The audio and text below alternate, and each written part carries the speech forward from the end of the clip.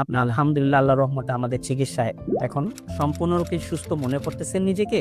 আলহামদুলিল্লাহ আল্লাহর রহমত। সম্পূর্ণরূপে আল্লাহর রহমতে সুস্থ মনে করছেন। আপনার বর্তমানে শারীরিক বা মানসিক কোনো সমস্যা আছে কি? না। এখন আলহামদুলিল্লাহ কোনো সময় আল্লাহ সব দিক দিয়ে ভালো। জি, ঘুম, খাওয়া দাওয়া যা আছে সব আল্লাহর ভালো। আসসালামু আলাইকুম রাহমাতুল্লাহি ওয়া বারাকাতুহু। আমি doctor Mohammad Aslam, DHMH BHB Dhaka, BHMH on course Dhaka বিশ্ববিদ্যালয়। বর্তমানে বিশ্বনন্দিত ক্যান্সার চিকিৎসক অধ্যক্ষ ডক্টর এস এন সারোয়ার স্যারের চেম্বার গণস্বাস্থ্য হোমিওতে এজ এ ক্যান্সার চিকিৎসক হিসেবে নিয়োজিত আছি। আজকে আমরা আল্লাহর রহমতে চলে যাব সরাসরি একটা রোগীর কাছে, যে রোগীটা প্রোস্টেটিক ক্যান্সারে আক্রান্ত হয়ে চিকিৎসার জন্য আমাদের এখানে আসেন। আল্লাহর রহমতে আমাদের এখান থেকে চিকিৎসা নিয়েছেন, নিয়ে বর্তমানে রোগীটা সম্পূর্ণরূপে সুস্থ আছে। তারই হিস্টোরিটা, তারই গল্পটা আজকে আমরা শুনবো। চলুন চলে যাই আমরা সরাসরি রোগীর কাছে। আসসালামু আলাইকুম। আসসালামু আলাইকুম। বাজান কেমন আছেন আপনি? আলহামদুলিল্লাহ। বাজান আপনার নাম কি? আমার নাম মোহাম্মদ আলমগীর হোসেন। জি। আপনার বাবার নাম?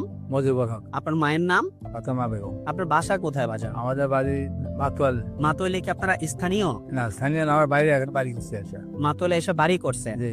মাতোয়াল কোন কোন এলাকাতে বা কিভাবে আমরা আপনাকে চিনতে পারি? মাতোয়াল দক্ষিণ পাড়া মুসলিমনগর। ওইখানে গিয়ে কি বললে আপনাকে চিনা যাবে? আপনার আমার নাম বললেই হবে, যে আলমগীর সাহেব বাসা কোথায়? আলমগীর সাহেবের বাসা কোথায়? ধরাবাড়ি। আচ্ছা বাজান, আপনার বর্তমান বয়স কত চলতেছে? 70। 70 চলতেছে। উনি কি হয় আপনার? আমার ছেলে। আপনার ছেলে। ভাইজান আপনার নাম? আমার নাম মোহাম্মদ নাজমুল হাসান উজ্জ্বল। কোথায় জবে আছেন? আমি একটা ব্যাংকে কর্মরত আছি আর কি। ব্যাংকে কর্মরত আছেন। আচ্ছা, তো আপনার বাবার বিষয়ে আমার মনে হয় আপনি খুব ভালো কথা বলতে পারবেন। আপনার বাবার বিষয়টাতে, উনি বয়স্ক মানুষ, আমি এতটা না করে আমি আপনার সাথে সরাসরি কথা বলতেছি। আপনার বাবা সর্বপ্রথম কি সমস্যা হয়েছিল ভাই? গত বছর 2025-এ বছরের শুরুর দিকে আর কি, তো বাবা ঘন ঘন প্রস্রাব, তারপরে হচ্ছে প্রস্রাবের রাস্তায় কিছুটা জ্বালাপোড়াও হইতো, এবং এর কারণে উনি দেখা গেছে যে রাতের বেলা মাঝে মধ্যে ঘুমের মধ্যে প্রায় ঘুম ভেঙে তারপর উনি ওয়াশরুমে যেতে হইতো কয়েকবার। জি।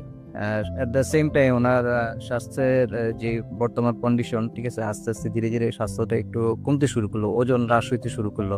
বিভিন্ন ধরনের জটিলতা দেখি আমরা, অনেক আগে থেকে ডায়াবেটিস ছিল না, তো আমরা একটা পর্যায়ে যে সিদ্ধান্ত নিলাম বাসার সবাই, বাংলাদেশের যে বারডেমের হসপিটাল আছে, তো ওখানে যে আমরা যে নিয়মিত যে চিকিৎসাগুলো করে বা যেখানে পরীক্ষা নিরীক্ষা করে, ওখানে বিশেষজ্ঞ চিকিৎসকের শরণাপন্ন হবে। তো আমরা সেখানে বিশেষজ্ঞ চিকিৎসকের শরণাপন্ন হয়ে উনি নানান ধরনের পরীক্ষা নিরীক্ষা অনেক পরীক্ষাই করলেন, অনেক ধরনের পরীক্ষা নিরীক্ষা করার পরে উনি একটা সময় আইডেন্টিফিকেশন করতে পারলেন যে না, আমরা এই ধরনের একটা রোগে আক্রান্ত হয়েছি। কি রোগে আক্রান্ত হয়েছিল? সেটা ওই যে প্রোস্টেটিক ক্যান্সারে আক্রান্ত হয়েছেন আপনারা। আচ্ছা, তারপর ওনাদের বক্তব্য কি ছিল? তো ওনাদের বক্তব্য ছিল যে এখন এই ধরনের চিকিৎসা আসলে বাংলাদেশে খুবই ব্যয়বহুল, কিছুটা কয়েকটা ইনজেকশন নিতে হবে, আর হচ্ছে গিয়ে যে আরেকটা সার্জারি করতে হবে। যদি সার্জারি করে ফেলি তাহলে সার্জারি করে ফেলার পরে হয়তো ইনজেকশনটা আর নিতে হবে না, মাসে মাসে একটা ওষুধ খেতে হবে। তো অনেক ব্যয়বহুল। তো আমরা সিদ্ধান্ত নিলাম যে আমরা সার্জারি করে ফেলবো।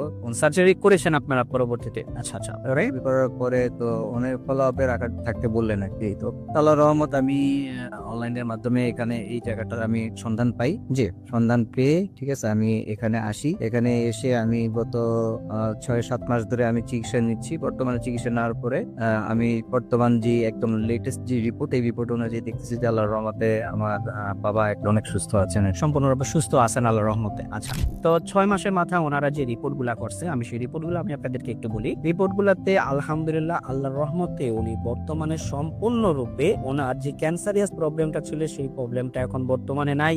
উনি মানসিক ভাবে এবং শারীরিক ভাবে সম্পূর্ণরূপে আলহামদুলিল্লাহ আল্লাহর রহমতে ভালো আছেন। চলুন রোগীর মুখ থেকে একটু শুনে আছি উনি মানসিক ভাবে এবং শারীরিক ভাবে বর্তমানে কি অবস্থা আছেন। বাজান, আমি আপনার কাছে আবার একটু আসলাম। আপনি আলহামদুলিল্লাহ আল্লাহর রহমতে আমাদের চিকিৎসায় এখন সম্পূর্ণরূপে সুস্থ মনে করতেছেন নিজেকে?